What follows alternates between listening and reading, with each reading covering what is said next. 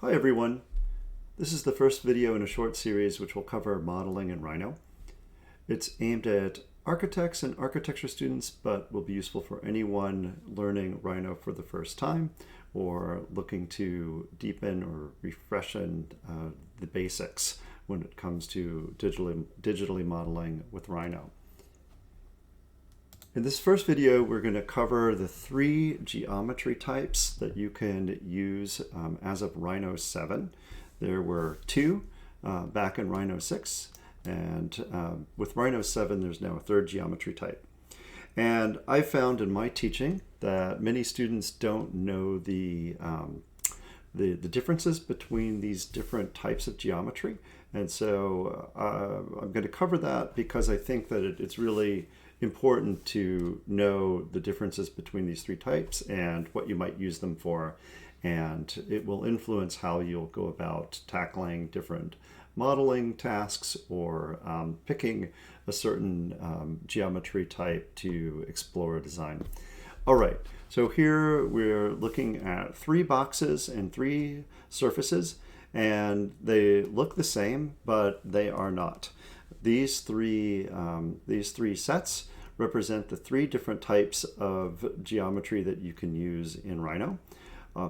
On the left, we have a NURBS surface and NURBS polysurface. In the middle, we have a mesh surface and a mesh box. And on the right, we have a sub-D mesh surface and a sub-D mesh box. So while these things may look the same, they are not. Now, because this video is intended to capture a lot of useful tips for architects starting out with Rhino, the first tip I'm going to give you is I'm going to change my middle mouse button to pan so that I can do all of my navigation without having to touch the keyboard. I can zoom in and out with the scroll wheel, I can rotate with the right mouse button, and by default you'll get a little pop-up coming up when you click the middle mouse button. But if I go to Options and Browse to Mouse, you can see I've already done this. I've changed my middle mouse button to Manipulate View. And by default, it will go to Pan. And I think that this is really useful because now I can pan around, I can rotate and zoom in and out, all without touching the keyboard, which is fantastic. Now, for the remainder of this video, you'll see me flying around, and you'll see this little blue dot appearing, and that's because I'm using another helpful device. Let me bring up my web browser here. This is a Space Mouse Compact. It's a Space Mouse. There's a series of these mice. These are digital joysticks, basically, that are really useful for CAD. And basically by manipulating the top of this little hockey puck, you can seamlessly rotate, pan, and zoom in and out of your model. And it makes it really easy to navigate up into the nooks and crannies of your model very, very effortlessly. The nice thing about it also is that it makes the navigation, the 3D navigation for any software packages you may use, the same. Another thing that I will point out, a bit of housekeeping before I jump into the nitty-gritty of this tutorial, is that for students in one of my courses, you'll have access to this page, which has a description of the three different modeling or three different geometry types that I'm about to go over, and also links to videos provided by Rhino for a more in-depth look at how to work with these different geometry types. Now, I haven't included something for mesh surfaces, and that's because the new sub-D meshes in Rhino 7 really are the way that you will want to model, even if your final output is going to be mesh geometry. And I'll get into that in a second. But for NURBS surfaces and subdivision surfaces, I have links to different tutorials, and these tutorials will link you to playlists in the Rhino YouTube site. And but there are many more things here for you to explore that are provided by McNeil, the publisher of Rhino.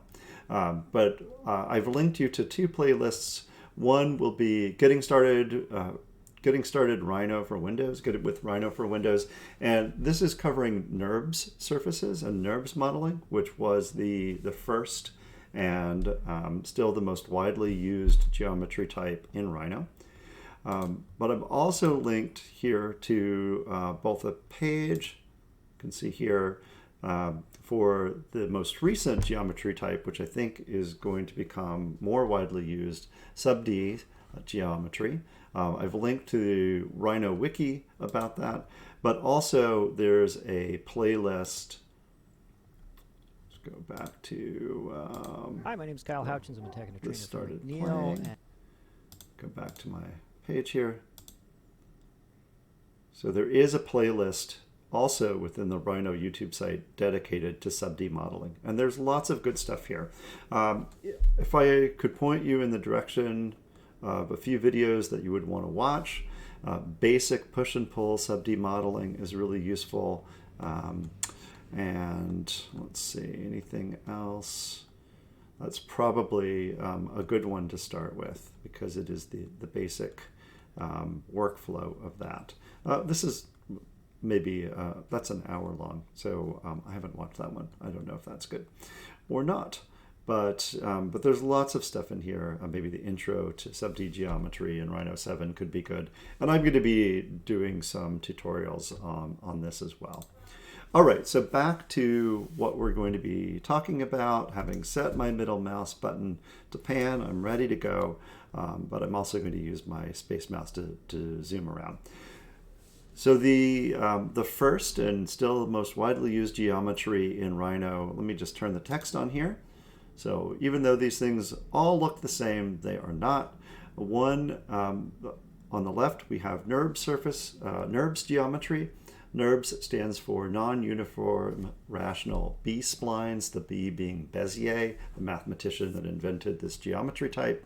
So a spline, non-uniform rational B-splines. A spline is a curve, and NURBS geometry works very well with curves, plays very well with curves, and acknowledges that really the origin of this program is with the aerospace and marine industry, boat building, ship making, ship designing, and that there are a lot of curves in the hulls and of ships, and also in the styling for cars, and that these splines were used to first as actual physical things that would be used to help style and to make the curves necessary for automotive parts. And of course, if you've used Rhino at all before, you know that you can make these curves and loft them, and you get an interpolated surface in between. And so even if you're working with much more simple shapes, your NURBS geometry is still intimately related to this ability to curve. And so if you make a box, you'll see that over on the left, we have the standard command tab here. And so NURBS surfaces are still the standard geometry in Rhino. And if you have the properties window open, which I always recommend that you put your layers tab, dock your layers tab and your properties window on the right hand side or the left hand side of your screen, someplace where you can see it. This is really useful because let's say I didn't have the text on. How would I know that these three geometry types are different? Well, if I have the properties window up, when I select one, come up to the top here, I can see that it's saying surface. If I select the middle one, I can see that it's saying mesh. And it's actually giving me information about it. It's an open mesh. And if I select the one on the right, it's an open sub-D surface.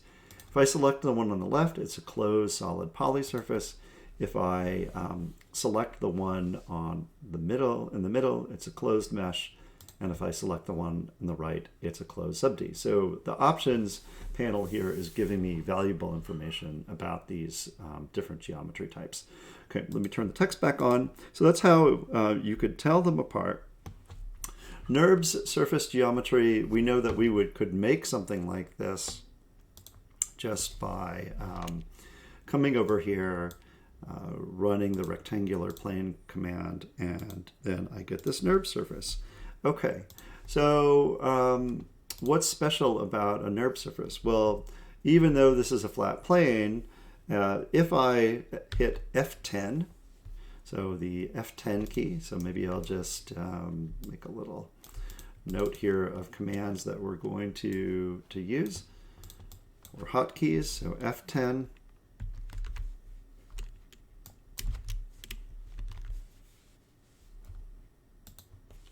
Oops. I'll just do it over here. See if I can get this going.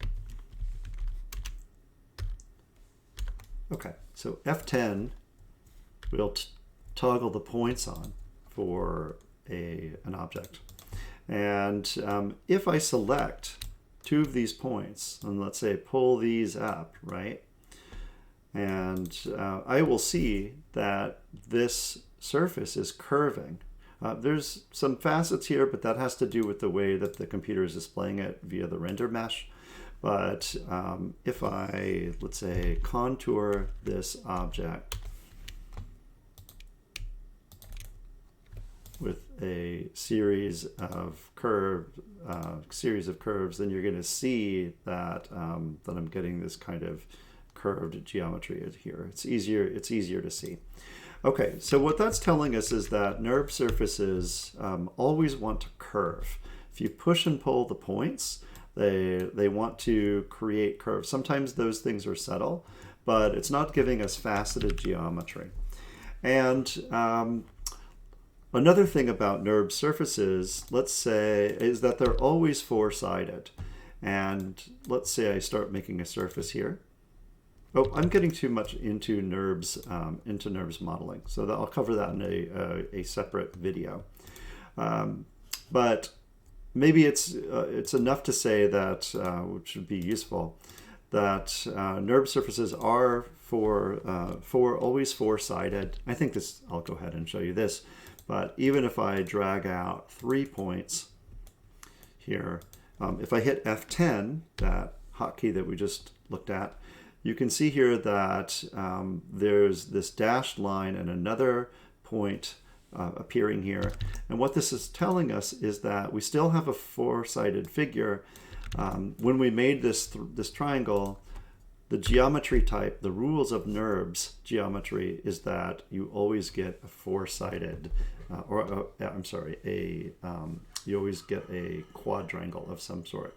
So this figure with four sides, which means that if I hit untrim or type the untrim command, and let's just add that to commands that you should know. So untrim, which means also that there is a trim command. So if I trim something,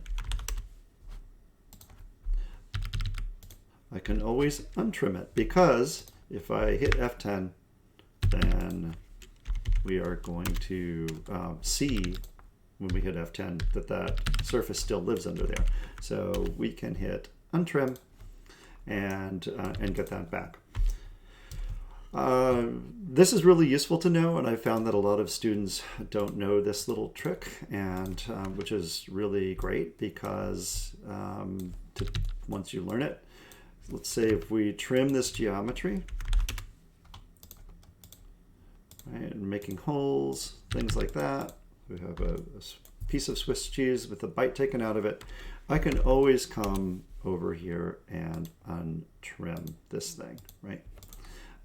And go back to the original surface. It's always there.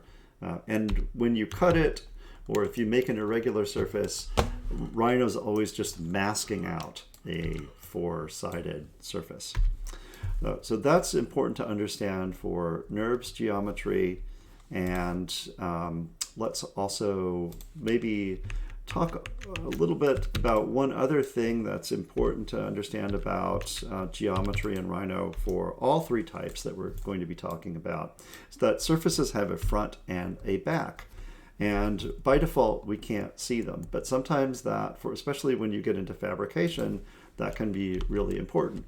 So let's go to options, and I'm going to go to, maybe a faster way to go to this would be to go to the display options, and this is going to put us into the shaded view, which is here. I'm sorry, I can't change that now, but we're in the shaded view. And let's see here. So there are a lot of ways that I can customize this. You'll see as you scroll down that there's something called back face settings, and by default it is set to use the front face settings, but I can now change this to a single color for all back faces, and then maybe I will give it a bright color that's going to be really easy to spot, something like red. Okay, and now when I go under these surfaces and look below, you'll see that those surfaces are indicating that that's the back face. Now, why would that be useful? Well, because let's say if you're making a model and this surface is maybe upside down, and you use the unfold command or unroll command to unfold something, something might be upside down on the construction plane, but you think that it's actually face up, and then you build it inside out or something like that. And another thing that can happen is that, let's say I'm making a surface, the way I pick the points, whether I'm going clockwise or counterclockwise, will determine whether or not it's face up or face down. So I just went counterclockwise making this surface, and the back faces up. And then if I were to, I'm sorry, I went clockwise. If I go counterclockwise, then the surface is facing up. And so what happens if I come over and then, want to join these surfaces together in some way?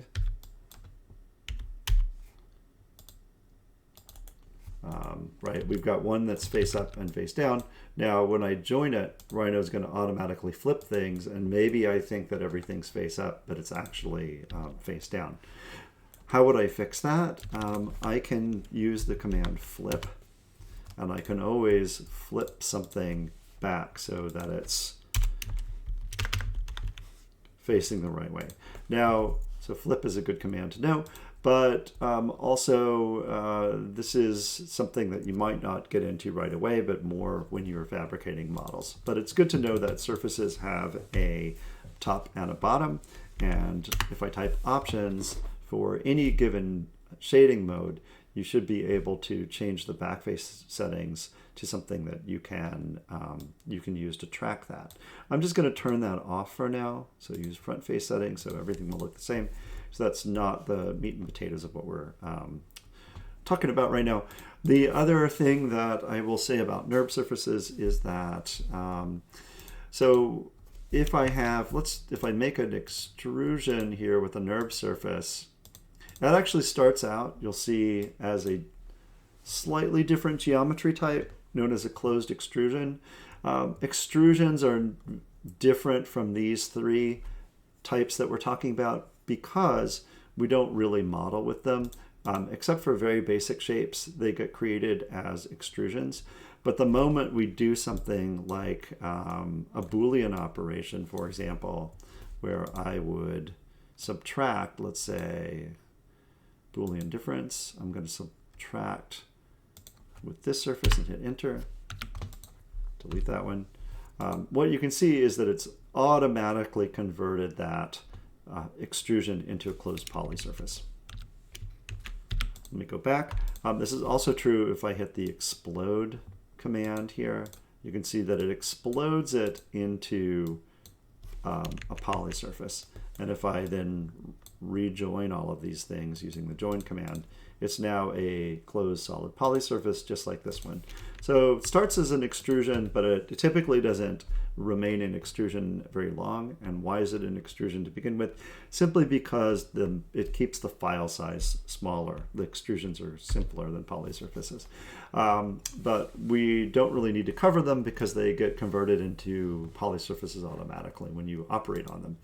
A polysurface, again, when you, explode this, you'll see that it's made up of 6 different surfaces. So that's why it's a polysurface, multiple surfaces joined together into one. And we can explode and join these surfaces very easily. So explode and join, those are commands that you should definitely know. Explode and join. And then also, we join all these things back together. We talked about the Boolean commands, or I touched on them, but I will go into those more in depth in another video. The last thing I'll talk about here is with the, I can't hit F10 and turn the points on for this. So I actually have to use another command called solid point on. And that's going to allow me to grab these points and move them around. But what holds true, or what is true for the surface down here also holds true for the NURBS polysurface. If I use the solid points command to start pulling surfaces around, you'll see that the surfaces start to curve. Now that's not the case. Let's say I move these points didn't move out of plane, so that surface is still flat. But anywhere that surfaces are out of plane, you're going to get curvature. That's because NURBS surfaces always want to curve. And so be aware of that, and that can be a problem. All right, so let me just hide these NURBS surfaces for a moment. Oh, and that last command, which is very useful, is called solid point on. Is that correct? Solid, solid point on. If you start typing solid, you'll get it. All right, so let's hide these things. So what's the next, I'll just keep that up. What's the next geometry type that we would be interested in? Well, this is mesh geometry. So the standard tab up here will be related to the to surfaces, because this is the original geometry type that Designo was designed for. But you'll also see that there are mesh tools. And here, when we click the mesh tab, we get a different set of commands here. And also on the left, different commands. So we can make a mesh box, for example. And I don't know where my mesh box went. Can we make it over here? There we go. We get a mesh box. And this looks just like the NURBS box, but the difference is that, number one, I can hit F10 and turn the points on, which I can't hit F10 and turn the points on for this one. And if I were to hit F10 and move these points up, you'll see that with the NURBS surface, I get a curve. With the mesh surface, I get a fold. And that's because mesh surfaces want to be made out of either quads or triangles typically. And they fold, they don't curve. And when you have quads are great if they're planar elements, right? But once we get into more complex shapes with meshes, we typically want to triangulate the faces that are not flat. Rhino just sort of does this automatically for you when you start moving points around. But if I type the command triangulate mesh, you can see that it then shows us that triangle. And then there are tools in the mesh toolbar, such as swap mesh edge. Let's say we pulled these points up, but we actually want the fold to be going in a different direction. We can use this swap mesh edge command and and now it changes the location of the fold. So you can see I can kind of toggle that back and forth. Here I can toggle this to here and toggle that one to there. And that would be useful because then if I turn the points on F10, maybe then I want to move that around. Some of you may be really new to Rhino, and you're noticing that when I select this point, I get this little widget here, which in Rhino is called the Gumball. You can toggle that on and off down here. Okay. Also, I can you can see that I'm having elements highlight for snapping, and object snaps are controlled at the lower left-hand corner. So I can toggle on end, point, and then for meshes, we want to use vertex because mesh geometry has vertices. So the same is true for the mesh plane. If I hit F10, I can move these. I can move these points up, and I'm getting a fold. It's not showing me the line, but it's making it. But once I type triangulate, I can see that line, and then I can use swap mesh edge to move that. So what's the command? What are some useful commands for meshes? F10 again, and then we're working with swap mesh edge is useful. So swap mesh edge. All right, mesh geometry is useful for 3D printing. If you wanted to, let's say this was a massing with your NURBS geometry, you're going to convert it to an STL, and for 3D printing, export it as an STL file. But that's actually going to automatically convert it into a mesh. And that's something that's useful to know how to do. So if I wanted to turn this NURBS geometry into mesh geometry, I can type mesh, and then I'm going to get some options here, and I can either specify fewer or more polygons. So if I'm in the middle here, let's see, what did I get?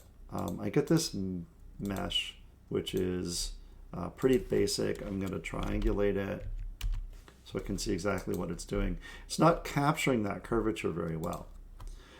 So if I want a better mesh here, what I can do is go to mesh and maybe then turn on detailed controls, and I can, let's see, maybe make the maximum edge length, the minimum edge length, the maximum edge length. If I take that down to something, I don't know what my scale or units are here. So let me type distance and see what I'm actually working with. So that we're in millimeters right now, so 20 millimeters distance, or I mesh this, and then use the make the maximum edge length 1, which is not very large. You can see, okay, now I get this much denser mesh. I can triangulate it, triangulate mesh, and now if I 3D printed this, this is geometry that would work with a 3D printer. It's going to be quite smooth. And so you can toggle back and forth between these things. Let's say I have mesh geometry, and I've been messing around with mesh geometry, and I want to turn this into a surface, a polysurface, because there are certain things that are harder to do. If I make a standard surface, for example, a standard box here, polysurface box, I can't use the boolean command. So it's not even letting me select this mesh, right? So let's say the mesh was great. This is a form that I like, and now I want to start carving holes into it. I can't do that. So what I have to do is use a command called mesh2. So just like you can with a polysurface, type mesh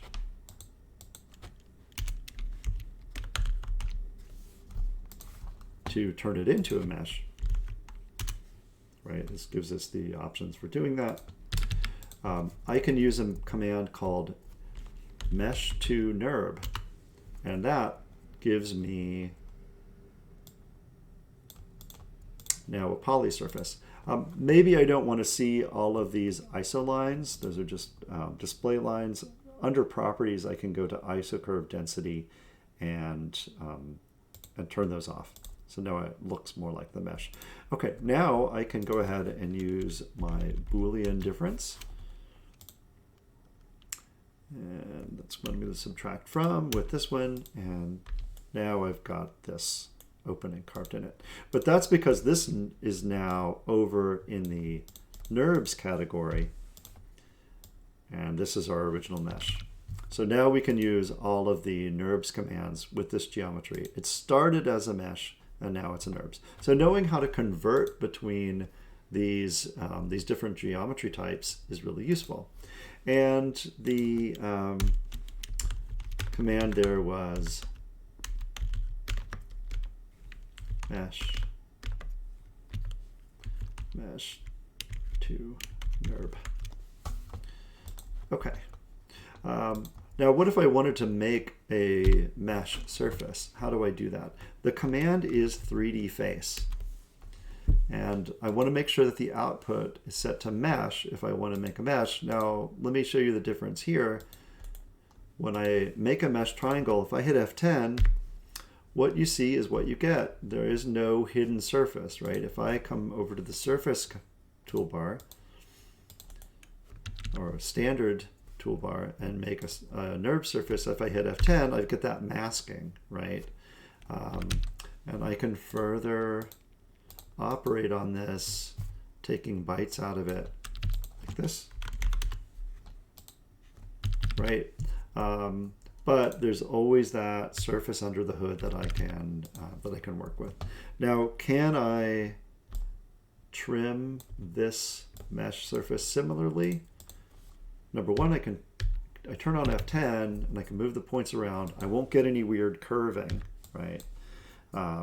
So I'm always going to remain planar if I'm a triangle. Here, if I hit F10 with this triangular shape, I'm going to get curvature coming in here, which I may not want. So that's an important difference between these two. Now, if I hit trim, you'll see that I can't trim this mesh because mesh geometry wants to be discrete.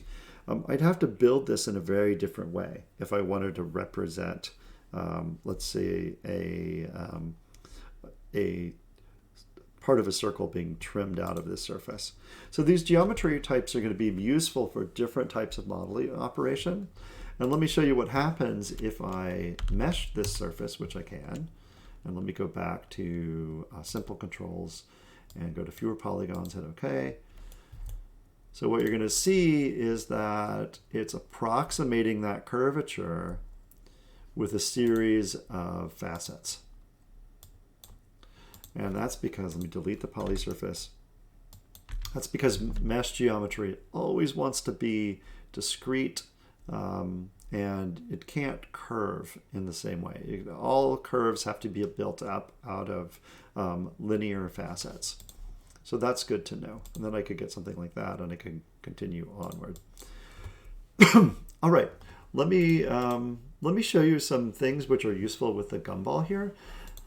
For all of these different surface types, NURBS surfaces, now I can, with Rhino 7 and perhaps also Rhino 6, I can move this up and down with the Gumball, but if you look closely at the Gumball, there's this little dot in the middle of it in this direction. If I pull up on that, it's actually extruding that surface. So I can go from a surface to a polysurface with the Gumball by extruding it. And you can see in this case that it's closed it. It's made a closed polysurface. That is also true for this mesh. I can pull that up. And so now I have this, if I check over here in the options, a closed mesh. So I can 3D print this. I could take this and I could also pull this up to make a shape like this, right? And now I also still have a nice closed mesh, which I could 3D print this object. very easily. Another way I could, if I wanted to 3D print something like this, another way I could do this is go from the original surface, pull it up, and then mesh it, and then let's say I want it to be really tightly following the NURBS surface. I can mesh it with a lot of faces. And this is not very pretty, but you're not going to see any of these triangles once you print it. Okay. So now let's go to the, so before Rhino 7, for faceted geometry, I might have steered my students in the direction of mesh geometry because it was the best option at that time. Now we have a new type of geometry with Rhino 7 called subd geometry. And you'll see that just like the mesh tools, the subd tools get their own tab here. Subd geometry is very similar to mesh geometry, but with one critical difference, meaning that you can use it to design both faceted and curved shapes. I create a subd plane like this in the same way or a subd triangle in the same way, using the same command that I would for a mesh triangle. So I type 3D face, but I change the output to subd and then click my points. And you can see here I now have this subd triangle. It looks the same, but there's a critical difference. And the difference is that, let me make a list of commands here that you're going to want to know. Come down here. F10, still relevant for subd mesh geometry because you can turn the points on with F10. The other really important, see, this is not one that you tab, or not one that you, sorry. So let's make a little category here. There's, I guess some of these commands are hotkeys, right? And so tab, I'll just put the hotkeys in quotations here. So F10 is a hotkey, tab is a hotkey. When I hit the tab key, I don't have to have anything selected, but whoa, we can see that these things are going curved. And what subd mesh geometry is designed to do is to allow you to design curved things with a very different workflow. One can make low resolution boundary objects in the form of these quadrangles and triangles, or in the case of this box. But this is becoming a boundary object for controlling the development of a curved form. This is very cool. It takes getting used to, but it's very useful for modeling shapes that would be very difficult to model using NURBS geometry. And so in some ways, mesh modeling is obsolete in Rhino because you will always use subd meshes, but mesh geometry is still useful for converting to objects that can be 3D printed, for example. And there are other uses too, but that's maybe the primary one. Okay, so tab is toggling between these different representations, and what you can see is that I can select these vertices and begin to start to manipulate this form by pulling things up and down, right? And then if I hit tab again, you'll see that I've actually changed the location of that low polygon version of the object. So I'm going to hit undo.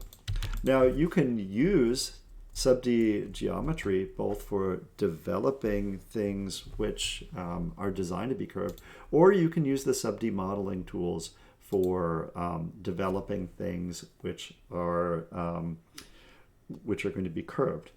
So let's say that we wanted to develop a faceted form. So I can use the same workflow here. I can pull up on the geometry. Now you'll see that it didn't close this sub-D box. And if I hit tab here, I get a little dome, right? And if I hit tab again, then it goes back. Here, I can pull this up, right? Tab, and I'm getting this other type of dome shape here. Let me just show you quickly how you would convert between well, let me maybe first show you why would it be useful at all to use sub-D geometry. Maybe it seems counterintuitive at first, but another useful set of hotkeys, that hotkey combo, is Shift plus Control. The Control key might be different on a Mac. This is what it is on a Windows. But if you hold Windows machine, if you hold down on Shift and Control at the same time, I can now select different objects or sub-objects, let's say. So I can select this one face, and I can now extrude that out. Or I can select this one, I'm sorry, that was an edge. I can select this edge, and I can choose to extrude that out. Or I can select this edge, and I can then extrude that out.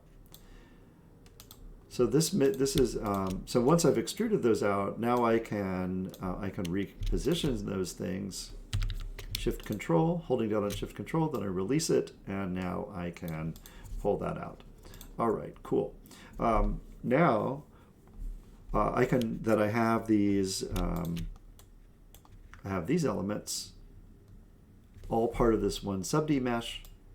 I could like choose to extrude that portion upright, but I can Shift Control and select faces.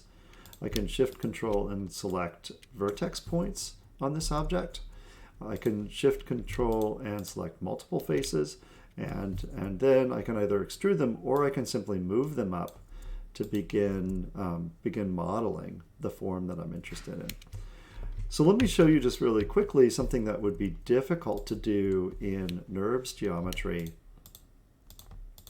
and that is a Y joint.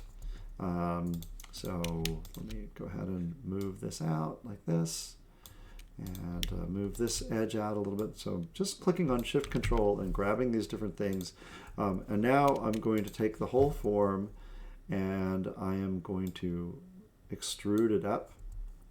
And I need to fill it in to complete this operation. I can do this in a couple of different ways. Let's see, there's an append command. So sub-D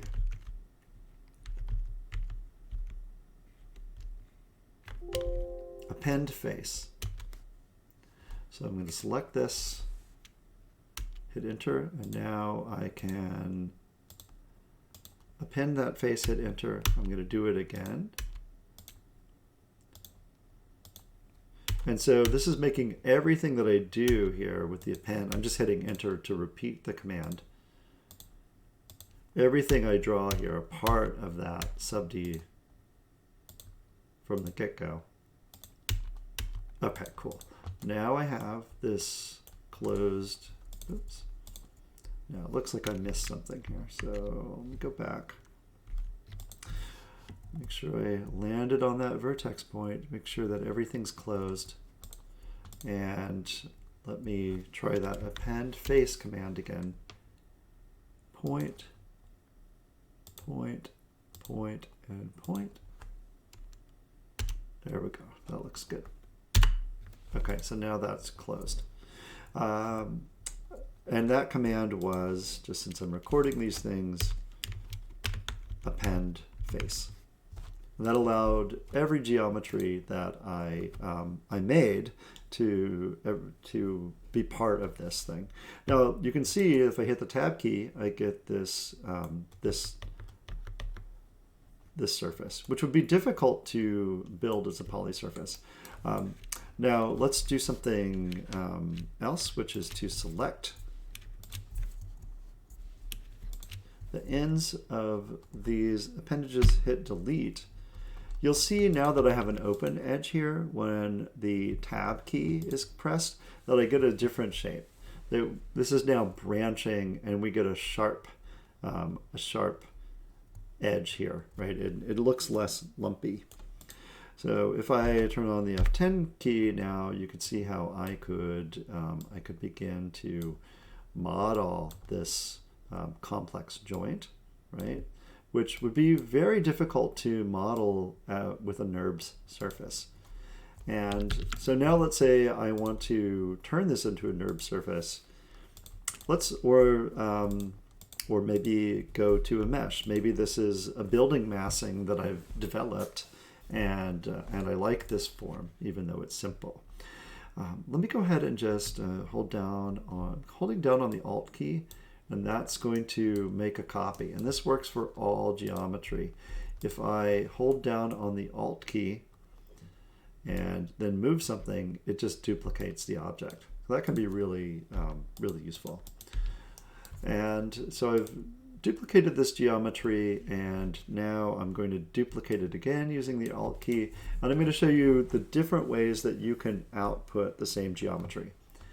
So let's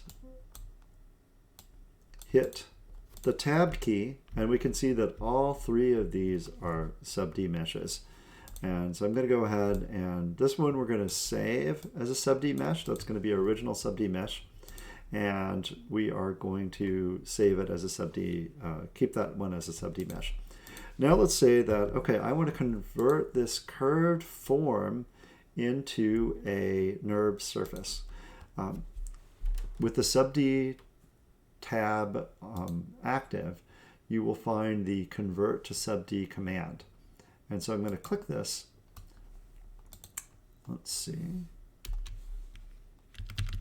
Let's see here. Oh, I'm sorry, that is the wrong one. That's how you promote a NURBS object to a sub-D object. I'm going to convert this object back to a NURBS. So this is called convert object to NURBS. And I'm going to hit enter. You can see that I still have the sub-D object selected. I'm just going to delete that. And now I have my NURBS surface. And that is great because now I can use all of the normal NURBS commands like cap, for example, to cap this thing. So if you're not familiar with that command, that's really useful because if I have any sort of surface that is open and it can be capped, I can use the cap command for that. Excuse me. And okay, so now I have a NURBS surface. So I've converted successfully this back to NURBS, and now I can use all of the normal NURBS commands with this. Like I can go back to, let's make like a NURBS sphere, or let's make a NURBS cone, truncated cone, something like that. And now I'm going to, all right. Maybe I want to have some sort of, I don't know, excavation into that. So I'm going to Boolean difference that with that. And now you can see I have, I could carve out this shape using the Boolean commands. I could not do that with the subdivision surface, right? I can't move this over here and use the Boolean command with this. Just doesn't work. Okay? Okay, but let's say that let's say that this is my cool building massing. Let me make it a little bit cooler. Perhaps I'm going to do something like this, and I'm not promising that it's going to be cool, but just that it's going to be a little bit more interesting than what I have. So let's say I've been using the sub-D commands, the modeling workflow, to do something like this, and I like it. And now I want to convert it back to a surface so I can use the cap it and do other things with it. In fact, let me go ahead and just use the subd tools and append face, and I'll just close this off so it's like where I want it to be. So I'm going to append to that face, enter, append to this face, hit enter, append to this face, and hit enter. Okay, cool. So now I have this closed subd, and you can see in the options that it's saying that it's closed. Okay, cool. Now, this is my massing. I think this is great. I want to convert it to a NURBS surface so it can keep going with the surface tools. I'm going to convert object to NURBS, hit enter. Oh man, it's made this lumpy thing. And as I tab back and forth, it's like it's outputting it to this, which is what I don't want. Okay, so how would I then, let me go ahead and, so move this over. We're keeping track of what we're doing here. So I know how to convert it to the smooth NURBS surface, but how do I convert it to the faceted version or the planar version of a NURBS surface? Well, first we have to turn it back into a mesh. And we do that by, unfortunately, if we convert this to a mesh, convert object to NURBS, I think it does the smooth thing again. Maybe we can't even take it directly to a mesh. Probably can. I'll look into that. But what we want to type is extract control polygon. And you can see here that now I've got two objects overlaid. Let me just delete the subd. And now you can see here that I have this closed mesh. Okay. And so the command to extract the faceted version of the subd model is extract control polygon. That's a super important one because you can't go directly to the faceted version. So if you're coming along and and modeling things, and you're thinking of making it a faceted form, or you're using subds to design a faceted form, you need to always use extract control polygon. Now, if I were being more, so now once I have this, I can see that I'm playing by the mesh rules, and I need to triangulate this so that I can tell Rhino exactly where I want these, how I want this to fold. So I'm going to swap them. Come back to the mesh tools here, and I'm going to use this swap mesh edge command again, because what I really wanted was something like that. That's a better roof profile. And this one's planar, and that's fine. It's triangulated. Hit OK. OK, cool. So now I have mesh geometry again here. But I can't use Boolean commands or anything like that. I can't use the surface commands. And so I need to do one more step, which is one that we went over before, which is the, let's see, where is it? In mesh to NURB.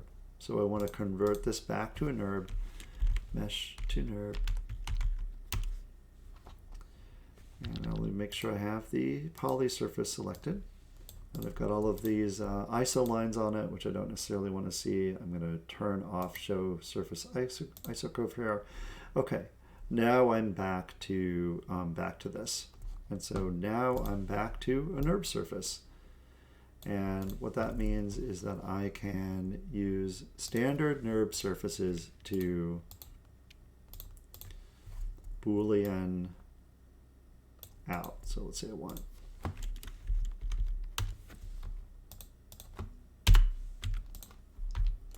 so now I've got an entryway or something there. Okay. Now this would have been a little bit difficult actually to model quickly as a NURBS surface. So this push and pull workflow of subd geometry is really, really useful. And as you can see, you can do it to a degree with mesh geometries. So I can hold down on Shift Control and select edges. I can select points. But the modeling commands are just much more robust for subdivision surface geometry. So I would just always use subd mesh geometry for modeling meshes. And then you have this added benefit that you can experiment with curved versions of your model. And also, it's very easy to, if you know the extract control polygon command, to convert your subd mesh into a faceted mesh. Now I'll show you, let's take this back all the way to over here to the NURBS surface geometry. I'm going to tell you one more command, which you can find here under it. So many of these command bars here are, if you see the little triangle, you can pull them out into larger toolbars. So the Boolean union command, for example, is the command that's visible for the solid tools tab. You could dock that up here if you wanted to, or you can leave it out floating, or you can just kind of pull it as a flyout here to select a command. The command we want to run is merge coplanar faces. Now, as is so often the case in Rhino, many commands will have multiple instances affiliated with a button here. And so if I hover over it, you can see briefly, it says if I left click, one thing happens. If I right click, another thing happens. So if I just, with this polysurface, I may not want this fold line here. And I want to erase that line. Well, how do I erase that line? If I just want to do it for this face, because they're coplanar, meaning they're in the same plane, I can left click this merge two coplanar faces and select that face and that face, and it's going to get rid of that, right? So it'd be tedious though, because I've got a bunch of planar faces to get rid of all of them, to go around and get rid of all of them. And I can right click this command, and the command becomes merge all coplanar faces instead of just two. And so now you can see that all of the coplanar faces disappear. Now, obviously, I can't merge these faces because they are not coplanar. There's a fold there, right? So I can't merge them, but you can see here that cleans all of that up, which is super, super nice. So the commands that I just went over here, the one that you'll probably use most often is, just make sure I'm typing it correctly. If I start typing merge here, merge all coplanar faces. And you want to know is merge all coplanar faces. That's super useful. And then of course there was merge to, let's see, maybe it's merge faces. Well, let's see here. What is this actual command? If I merge to is just merge coplanar faces. For two. So merge coplanar faces. Okay.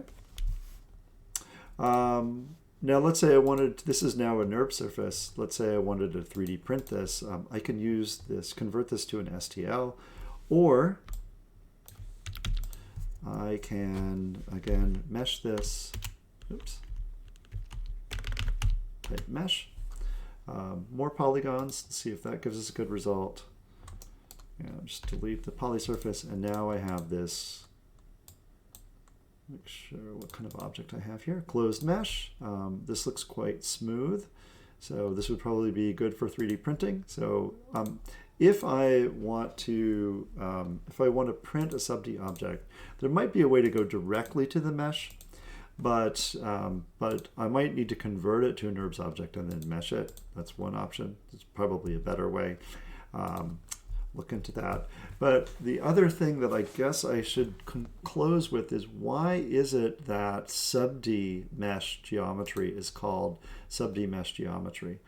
What we're really referring to here with the subd is subdivision mesh geometry. Okay, and what is that? What is the subdivision here? Well, when we hit the tab key to smooth these objects, to show the curved representation of them, what we're really doing is simulating what happens if we were to run a subdivision routine on them, which we can do in the subd tools here. You're going to see this command called subdivide subd, and if I hit it once, it adds faces to the subd object, but also smooths it. And then if I run that command again, subdivide, you can see that it's doing it again. And if I keep doing that just by hitting enter to repeat the command, it's basically giving me a very smooth thing here. And so if I hit tab and it's changing from flat to smooth, you can see that I don't actually, I see a change with this one, right? So this one, if I make a copy of it, it basically overlays that. But hitting tab toggles between that smoothing routine that we just did manually here, to the point where like this is still smoothing, but it has so many faces that it no longer smooths anymore. So subdivision geometry, let's draw a 3D face here.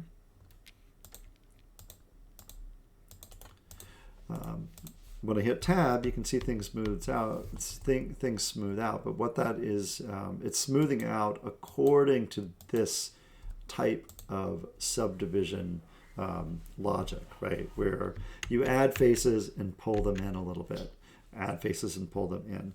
And tab just gives us a very efficient way of seeing what the result of that subdivision process is before we, and we don't have to commit to it.